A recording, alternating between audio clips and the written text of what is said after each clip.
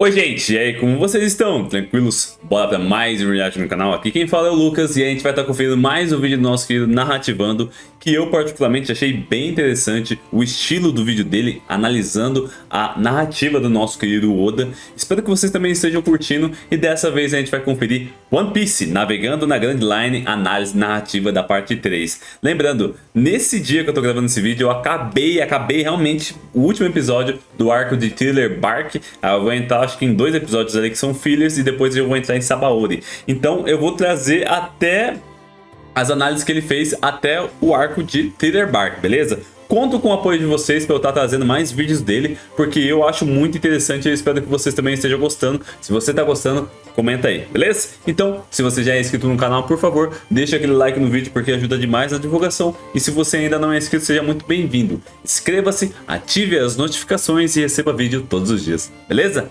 Então, go!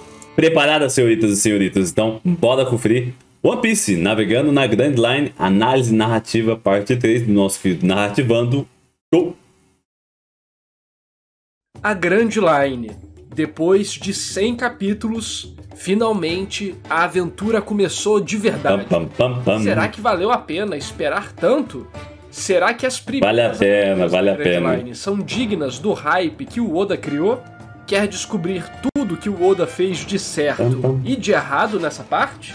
Então vem comigo. Bora ver. Eu sou o narrador e nessa história eu vou te contar sobre a análise narrativa de One Piece parte 3. Da hora. Antes de começar o vídeo, eu queria reforçar algumas coisas, visto que o canal cresceu muito desde o primeiro vídeo de One Piece. Da hora. Então muito obrigado a todos vocês. Mas o seguinte, no vídeo da parte 2, eu aponto 2 erros do Oda, e muita gente não entendeu sobre o que se tratava o vídeo, o que resultou em muitos comentários que falavam sobre coisas que não eram o assunto.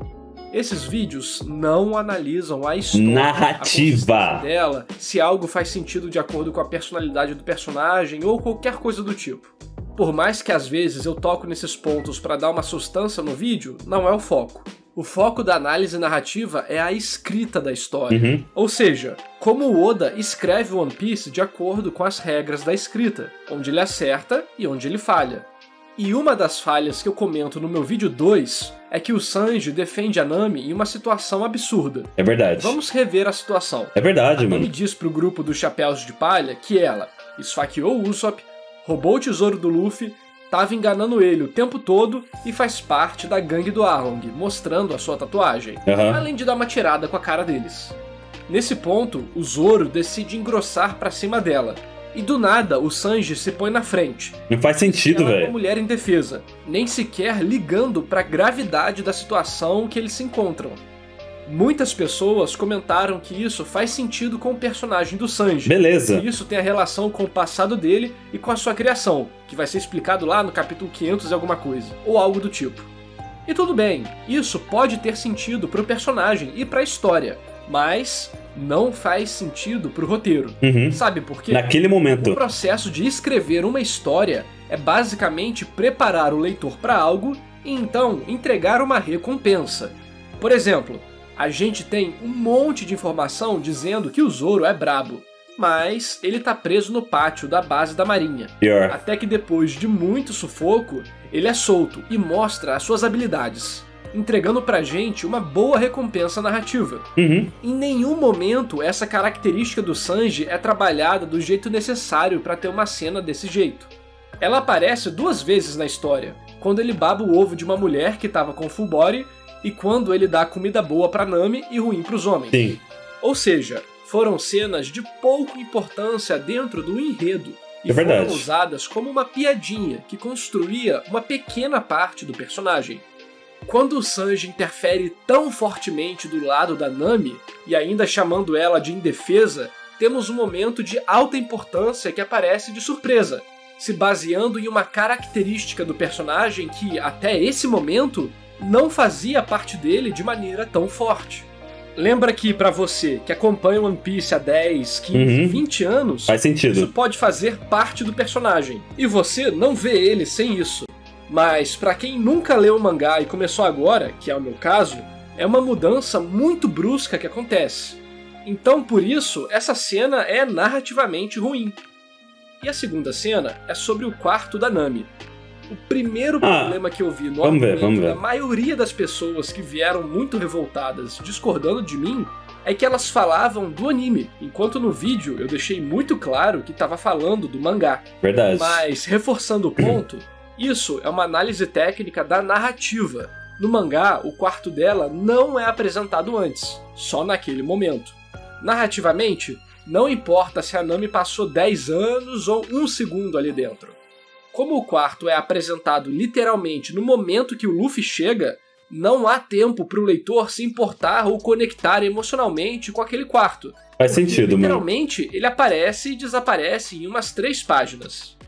Por mais que o quarto faça sentido dentro da história e para a personagem, isso não é transmitido ao leitor usando as técnicas corretas, fazendo com que ele não se sinta como os personagens na cena, resultando assim em um distanciamento emocional do momento.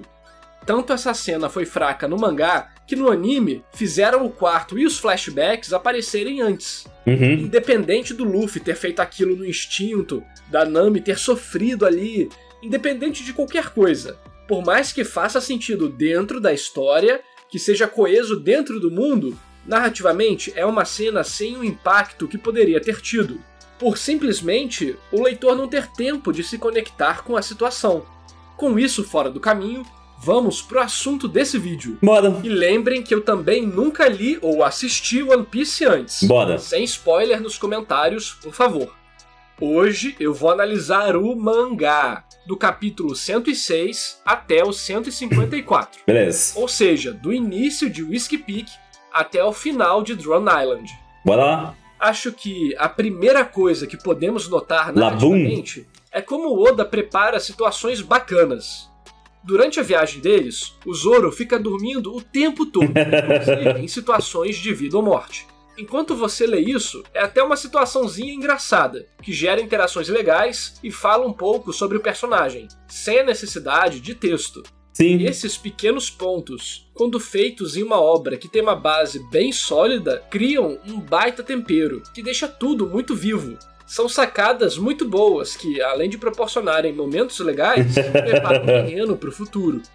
E é quando chegamos em Whiskey Peak que essa preparação nos dá uma baita recompensa. Esse momento da história serve para algumas coisas. Apresentar pra gente a Baroque Works, dando continuidade aos acontecimentos com a baleia, servir como um ponto intermediário para apresentar novos personagens e contextualizar os próximos desafios. Mas antes de falar de qualquer uma dessas coisas, temos que falar sobre a recompensa que eu comentei antes. Depois de todo mundo festejar até cair no chão, o Zoro tá acordado. Lembra que ele dormia de dia no navio? Então, além de fazer completo sentido, é um baita complemento da personalidade do Zoro. Ele tá acordado de noite, confiado e só relaxado quando se sente seguro. Tudo isso é seguido de uma ótima sequência de ação, mostrando as capacidades do Zoro, sua inteligência de combate e também tem uns painéis bem legais. Mano, um detalhe que ele falou aqui, me desculpa pausar, tá? Mas um detalhe que ele falou, eu nunca percebi, e é verdade. O Zoro, ele só tá dormindo quando ele se sente seguro. Mano, eu nunca pensei nisso, e é total verdade, mano. Foda. Só que, infelizmente, depois de toda essa sequência bem legal, temos o Luffy querendo matar o Zoro. Realmente bravo e nem disposto a escutar o que seu companheiro mais antigo tem a dizer. Tudo porque uma das pessoas da cidade, que o Luffy não sabia que eram mercenários, falou que o Zoro atacou eles. E ele surta. Não tá nem disposto a escutar o que o Zoro fala, e mesmo quando escuta, ele não acredita. Ele prefere dar mais moral pra um qualquer que ele nunca viu e só trocou 2 palavras, do que pra pessoa que ele compartilhou os melhores e piores momentos dessa jornada. Não acredita na pessoa que arriscou a vida do lado dele. Essa cena é absurdamente estranha. Verdade. É mais vindo depois do arco da Nami, onde eles achavam que ela esfaqueou o Usopp, traiu eles, era do bando do Arlong e sei lá mais o que. E o Luffy ignorou tudo isso pra confiar nela. Alguém que desde o início deixava claro que só pensava no dinheiro e nela mesma. Pior, né? Então, essa cena e toda essa agressividade do Luffy fica muito estranha. Isso é verdade, Talvez mano. o Oda tenha feito isso pra aumentar a curva de tensão, ou criar algo inesperado, tentando manter o Kishotenketsu, que é a estrutura narrativa usada em mangás. Mas ele já tinha 2 oficiais da Baroque Works ali, além da Vivi. Tinham outras maneiras de deixar o capítulo imprevisível, mas infelizmente o que tivemos foi isso. Esse ponto eu realmente não gostei, me tirou completamente da história e senti que essa luta inteira foi uma perda de tempo. Afinal, ela não resultou em nenhuma consequência narrativa. Eles lutam por lutar. Enfim, realmente é um momento ruim da história. Faz sentido, é verdade. Agora, entrando em uma questão... narrativamente... Pra mim, ficou mais difícil ainda continuar lendo isso quando tivemos o oficial da Baroque que atira... na catota. Explosivas. O cara tem o poder de fazer tudo que toca ser explosivo. E resolve fazer isso? Às vezes eu entendo porque algumas pessoas têm preconceito com One Piece. Enfim, é uma questão de gosto, mas atrasou um pouco a minha leitura. Pelo menos, o fato dos cactos gigantes serem, na verdade, uma rocha com vários túmulos é bem criativo. Sim. Acho que é isso que eu tenho a dizer sobre o Whiskey Peak. É um momento que serve para apresentar uma nova organização criminosa e direcionar nossos personagens para a aventura, dando um objetivo intermediário. Mas o que é um objetivo intermediário? Em uma história, os personagens têm seus objetivos finais, intermediários e momentâneos. Os momentâneos são, por exemplo, sobreviver ao Whiskey Peak, sair de dentro da baleia, passar por uma tempestade no mar. Já os intermediários seriam pontos de importância no caminho até o objetivo final. Por exemplo, chegar na Reverse Mountain ou ir para Alabasta. E o objetivo final... ser o Rei dos Piratas. Bem, saindo de Whiskey Peak, temos a aparição da All Sunday. Achei ela bacana, porque finalmente temos uma vilã menos exagerada e mais mortal também. Robin. Literalmente matou um personagem que a gente teve um pouco de desenvolvimento, e não era só um figurante. Ela também serve para destacar mais o Luffy, e tacar um tempero ali na trama. Aparecer sozinha e brincar com eles desse jeito é uma maneira do autor falar pra gente como ela possivelmente vai ser um desafio no futuro. Ou seja, ele já começou a preparar ela agora, para apresentar algo mais legal ainda depois. E antes de irmos para Little Garden, dá o like, se inscreve no canal e ativa o sininho para não perder nenhum Tamo junto, lindão! Toda semana posto análises técnicas de animes, mangás e jogos. Já vi algumas pessoas falando que adoraram esse mini arco, e também algumas que até choraram. E bem, achei legal. A história chorar não, velho. Tem umas boas recompensas pro leitor. Mas foi só isso pra mim. Legal. Em geral, por mais que a Grand Line seja muito mais maluca do que o East Blue, eu acho que a construção emocional lá foi tão forte e brilhante que os acontecimentos da Grand Line acabam sendo ofuscados. Calma. Eu já tinha sacado mais ou menos como seria a fórmula de One Piece antes, mas parece que aqui ela realmente começa a se solidificar. E essa fórmula de One Piece eu sinto que é para a criação de objetivos momentâneos, que servem para atrasar a história, por assim dizer. Para na ilha, tem um problema, eles se envolvem de alguma maneira e então resolvem ele. Isso seria ruim, se não fosse o fato de tudo ser muito bem escrito. Sim. Tudo que acontece nessa ilha ajuda o leitor a construir um senso de perigo e expectativa sobre o que está por vir. O melhor é que esses acontecimentos são muito orgânicos, sendo a tripulação do Luffy a causadora da confusão, direta ou indiretamente. Sim. Existe uma frase que diz que uma história é uma série de coincidências, e o que diferencia uma história forçada de uma interessante é como essas coincidências são apresentadas. Por exemplo, a maneira que o Sanji consegue a log pose é muito bem construída.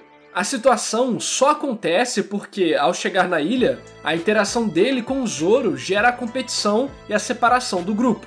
Isso, além de ser uma recompensa temática no final do arco, também faz com que ele não esteja presente durante a confusão. Sim. O que faz a presença dele na Casa de Cera ser muito inteligente do ponto de vista da escrita.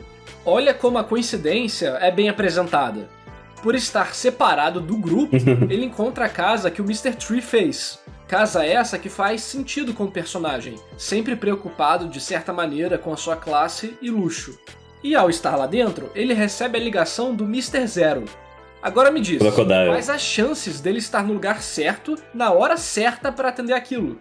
De fato, é uma coincidência. Sim. Mas, como tudo foi fazendo sentido até aquele momento, seu cérebro permite você aceitar aquela possibilidade. Além de tudo, o momento é usado para apresentar um pouco mais sobre o Mr. Zero e o perigo que ele proporciona. O legal é que durante a história eu esqueci completamente do Sanji. E quando ele apareceu, achei que ele ia ser o salvador da pátria. Mas não, ele realmente fica de fora dessa luta, o que é bem legal. Uma das coisas que o Brandon Sanderson diz, e ele é um dos maiores escritores de fantasia da atualidade, é que, quando o personagem precisa solucionar uma situação, não escreva a primeira coisa que vem à sua mente. Pense na quinta coisa, na sexta coisa. Que da hora! E a primeira coisa que você pensa, provavelmente vai ser a mesma coisa que o leitor pensou. Sim. Já a quinta vai ser uma surpresa. Verdade, velho. Foi mais ou menos o que aconteceu aqui. Enfim, Little Garden foi bem legalzinho. Os gigantes foram personagens legais que destacaram o resto do elenco, fazendo principalmente o Usopp mostrar mais de si mesmo. Sim. E acabou por motivar indiretamente a luta final, onde ele se arrisca e muda o jogo em favor deles. Ah, falando sobre essa luta final, eu nem tinha escrito nada no roteiro sobre ela, porque ela não me despertou nada. Então, sinceramente, nem sei se ela foi boa ou ruim tecnicamente. Os riscos eram muito grandes, e simplesmente eu não acreditava que alguma coisa de ruim ia acontecer. Sei lá, acho que o Oda perdeu muito tempo com a falação da galera presa no candelabro. Mas a parte do Usopp foi legal. Ver ele se destacando e usando a mente pra lutar é uma ótima mudança de ritmo. O Usopp é um personagem que tem um arco de personagem positivo. E de pouco em pouco ele vai superando a mentira que ele acredita e se aproximando cada vez mais do que ele realmente necessita. Sim. E esse processo longo é muito bem apresentado em todo momento que o Usopp se supera de pouco em pouco. Para saber mais sobre arco de personagem, só ver o meu vídeo do Tanjiro, o personagem que não muda. Voltando para a luta, no geral, ela segue a fórmula. Sempre que aparece algo para ajudar, acontece algum contratempo. O Luffy aparece, e ele cai na técnica da tinta. Eles quebram o candelabro, mas aí o negócio só se aproxima e acelera a petrificação de cera. E apesar do Mr. Tree ter uns usos legais pro seu poder, meio que marca registrada do Oda, a maneira com que ele luta com o Luffy pra mim foi bem... meh. O cara tem todo um arsenal de formas e também de cores mágicas, graças à parceira dele. Era só ele usar 2 neurônios que ele conseguia acabar com aquela situação e vencer. Enfim, acho que achei a luta mais ruim do que boa no final. E o problema de termos consequências muito grandes é algo que acontece em muitas obras. Se a consequência é muito grande, é quase garantido que os heróis vão vencer. E se não tem consequência nenhuma, foi tempo jogado fora com cenas legais, mas vazias. E se essa briga não representa uma briga interna dos personagens, ou não tem nenhum valor emocional para eles, normalmente elas acabam sendo só um show, que corre o risco de ser esquecível. Enfim, chegamos em Drum. E quem fica pra trás é o Zoro, já que alguém precisa ficar de olho no navio. No barco. Essa desculpa é muito boa, já que dá pra fazer uma rotação de foco de personagem. Já sobre a história do arco, como eu sempre falo, precisamos ter uma boa curva de tensão. Se a história não tem tensão nenhuma, você perde o interesse. E uma das maneiras que o Oda faz esse sobe e desce de tensão é usando desencontros. Por exemplo, parte deles vão pro castelo, e a outra parte descobre que a médica não tá lá. Só que o Luffy e o Sanji continuam subindo, sem saber o que os aguarda. E essa subida afeta todos os outros personagens indiretamente. No caminho, eles irritam os coelhos e são atacados. Para tornar esse combate mais interessante, temos uma administração momentânea do nível de poder dos personagens. Sim. O Luffy não pode se mexer. E não pode nem atacar e nem defender. Isso faz com que o Sanji tenha que lidar com todos os problemas sozinho, protegendo seus companheiros. Isso faz com que tenhamos situações mais inesperadas, atitudes diferentes e uma tensão interessante. Uma avalanche é causada e eles também acabam salvando um coelho. E essa avalanche salva a vila do ataque do Apollo, que vai atrás deles e começa um novo combate. Por fim, o coelho que eles salvaram retorna o favor, impedindo o Apol de seguir eles. Viu como tudo tá conectado? E falando no Apol, eu achei ele o vilão mais desinteressante de One Piece. Toda a escrita dele é a mais básica da básica, o que não me gerou nenhum interesse como personagem. Ele acaba sendo só um saco de pancada, mas muito bom nesse quesito. Ver o Luffy socando a cara dele é sempre muito bom. Mas não chegou nem perto do impacto do soco na cara do Arlong, por exemplo. Sim. Foi tipo um soco de cala a boca, seu bosta. Apesar de ter sido um personagem chato, pelo menos ele cumpriu o propósito. Sim. Bem, continuando. Temos o Dr. Hiruruki, ou Hiruruku, depende de como você quer chamar. E eu curti o personagem. Muito louco. Médico ladrão, basicamente. E até tenta ajudar, mas normalmente erra em tudo que faz. Eu levei todos os acontecimentos ruins que ele tá envolvido mais pro lado da comédia. Sim. Porque seria bem trágico olhar de maneira séria. Mas, de certa maneira, achei o conceito bem bacana, mesmo que no início não tenhamos nenhuma técnica de empatia para gostarmos dele. Mas isso é rapidamente resolvido quando ele encontra o Chopper. Conforme a história avança, temos a construção do arco de personagem dele, que se conecta com pontos-chave na história de Drum, sendo o motivo do Dalton finalmente se rebelar contra o Apol. Verdade. Todo esse processo começa cada vez mais a fazer com que o personagem ganhe a empatia do leitor. Afinal, ele é extremamente falho e tem um grande sonho impossível, e está disposto a morrer por ele. Verdade. Já me adiantando aqui e falando sobre a cena do discurso, realmente, ela é bacana. Eu não cheguei a achar ela emocionante, mas legal, bem eficiente em fazer a referência do fuzilamento com a real causa da morte dele, e o sofrimento do Chopper por ter dado veneno sem querer. O discurso também levanta questões muito legais, e pra mim ele foi mais reflexivo do que emocionante. Pelo que você está disposto a lutar até o final? Pelo que você está disposto a morrer? E como você vai marcar esse mundo, para que ele nunca se esqueça de você? O Luffy levanta algumas dessas questões já no início da história. E devo dizer que com esse discurso de agora, eu me conectei. Já que, indiretamente, são coisas que eu sempre pensei. E que foram o motivo da minha decisão de trabalhar com histórias. Para que, muito depois da minha partida, elas ainda possam ser apreciadas e lembradas. Assim como eu mantenho viva a memória de outros grandes autores. De certa maneira, o YouTube é meio que uma variante desse desejo. Verdade. Mesmo que um pouco, eu fiz parte da sua vida.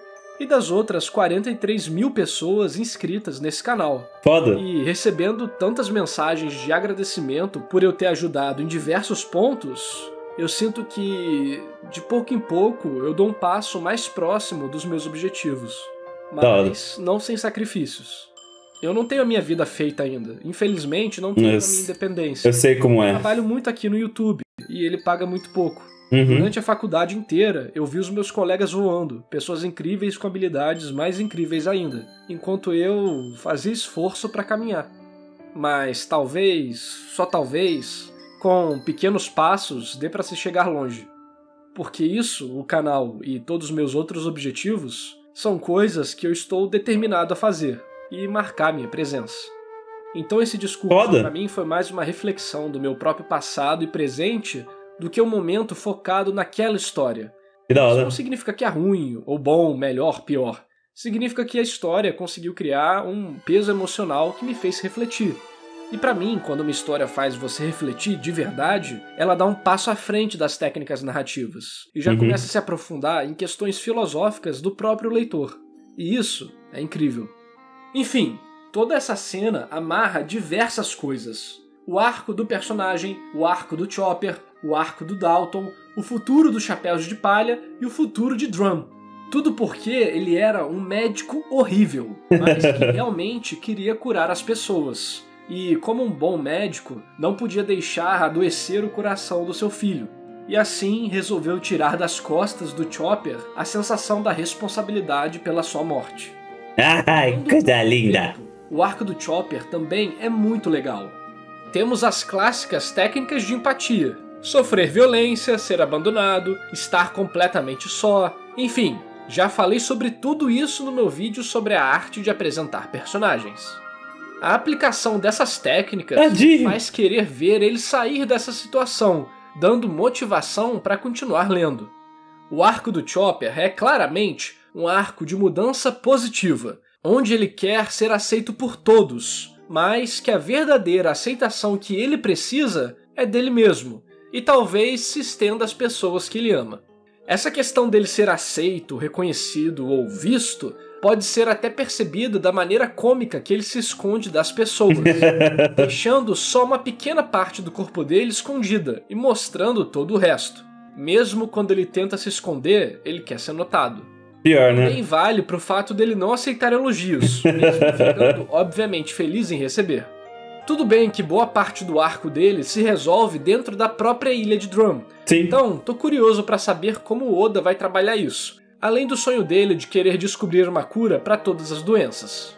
Acho que o ponto que eu mais gostei da história dele é a inocência trágica que ele tem. Sim. Ele aprendeu que uma caveira pirata significa algo positivo, e ao ver aquilo em um cogumelo no livro, achou que era a cura que o doutor precisava, já que tinha ouvido que um certo cogumelo curava qualquer doença. Por mais que qualquer um possa aprender as técnicas narrativas, a capacidade de organização e criatividade para situações boas e com impacto na narrativa é algo que diferencia um bom autor de um ótimo. E esse tipo de situação em One Piece me deixa cada vez mais impressionado como o Oda quase sempre dá um valor narrativo bem maior para todo tipo de informação que ele apresenta.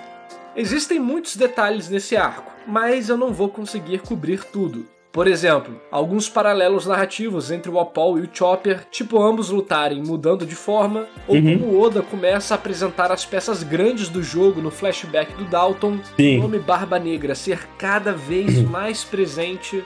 Falando nisso, o Oda quase nunca falha no foreshadowing. Desde agora, ele já começa a preparar coisas que vão acontecer lá no futuro, e até apresenta um novo personagem chamado Ace, mostrando cada vez mais personagens que vão afetar a história e nos preparando para o impacto. Agora, um último detalhe bem legal. A Kureha fala sobre o Gold Roger, enquanto outros perguntam se ela estava falando do Gold Roger. Eu já conhecia ele como Gold Roger, então a possível relação dele com o Luffy sempre esteve na minha mente. E mesmo assim, esse momento teve impacto. Imagina se eu não soubesse disso. O que é esse propósito dos D que ela fala? Até hoje eu não sei. Cada vez mais mistérios aparecem. E eu tô muito curioso para descobrir as respostas. Será que algumas dessas respostas me esperam em Alabasta? Para continuar... Algumas sim, a maioria não. Se inscreve no canal, deixa o like e ativa o sininho. Sim, senhor. Eu nunca tinha lido e assistido One Piece antes, eu realmente quero compartilhar essa jornada com vocês, que já navegaram até águas muito mais distantes. E aí, o que vocês acham desses 3 momentos na história? Whiskey Peak, Little Garden e Ilha de Drum. Entre esses, qual é o preferido de vocês? Ilha de Drum. Foi a Ilha de Drum. Sim. Se você curte world building, escrita, game design e tudo mais, eu tenho um canal secundário onde posto vídeos mais informais. Inclusive cortes da minha stream que acontecem lá no sitezinho roxo, onde eu discuto vários assuntos, tipo esses que eu já falei agora. Esses dias eu até postei um vídeo falando sobre criação de mundos, alguns livros que eu recomendo e muito mais coisa. Da hora. Vou deixar o link para você se inscrever aqui no card, descrição e comentário fixado. Fechado. Também separei umas promoções de mangá que a Amazon tá fazendo. Se você quer me ajudar de alguma maneira, mas não quer ou não pode virar membro do canal, você pode comprar qualquer coisa nesse link que já me dá uma baita ajuda. Humilde. Claro, também sempre compartilhar os vídeos. Achei sensacional essa análise aí do nosso querido Narrativando, avaliando esses 3 mini arcos, vamos por assim dizer. Aquele arco lá de introdução praticamente dos personagens da Black Words e tal, da Vivi. E realmente, aquela luta do Luffy versus o Zoro não faz sentido algum. Por mais, tipo, narrativamente falando. Por mais que você fale, ah, mas o Luffy é impossível e tal. Meu, lá no arco do Arlong Park, ele confiou plenamente na Nami, mesmo ela falando que ela tava contra ele, mesmo ela falando que ela só se interessava no dinheiro, ele confiou nela. E aqui, ele confiou num estranho e nem deu a chance do Zoro tentar se explicar. Então, realmente, é uma luta que não faz sentido, velho. Temos que concordar. E depois tem o arco dos gigantes, né? Que é aquela ilha onde fica aqueles 2 gigantes lutando e tal. E, realmente, eu achei também bem arrastada aquela luta lá do Candelário e tal, e o Zoro ficando preso, e o Luffy sendo enganado várias vezes. Eu achei arrastada, mas não é algo que me deixou com sono ou me fez perder o interesse ou algo do tipo. Foi legalzinho. E aí a gente chega no arco de Drum, que, por exemplo, tirando aquele vilão chato pra caramba, o resto eu acho muito da hora. A construção do personagem do Chopper, o Dr. Zururuki, tipo, tudo eu achei muito bem construído. A relação de criação de afeto, né, do Luffy e do Chopper, ele tentando conquistar o Chopper pra entrar no bando dele. Então, mano, achei bem da hora a análise. Lembrando, gente, o nosso querido narrador de Narrativando, ele faz a análise narrativa do mangá. Ele não tá avaliando a história, ou se faz sentido, se não faz sentido, se o personagem, se faz sentido com a história do personagem. Não, ele tá avaliando narrativamente se faz sentido, se não faz sentido, se aquilo foi legal, se não foi legal. Então eu acho muito interessante ver a opinião de um profissional, porque quem não... porque ele falou nos seus primeiros vídeos lá que ele estudou essa parte de roteirização e tal. Inclusive ele é diretor de um game, se eu não estou esquecido. Então eu acho muito da hora a gente ver a opinião de um profissional falando sobre o roteiro mesmo de One Piece. Que, conforme ele mesmo fala, é muito bem construído, porque o Oda é um excelente ator. Excelente escritor. Beleza? Então é isso, lembrando que o segundo link na descrição é o link do nosso querido Narrativando. Se você puder deixar um like lá no vídeo dele, deixar um like aqui no vídeo Maior dos Mundos. Beleza? Então é isso, muito obrigado, valeu, falou e até o próximo vídeo. Não dá pra...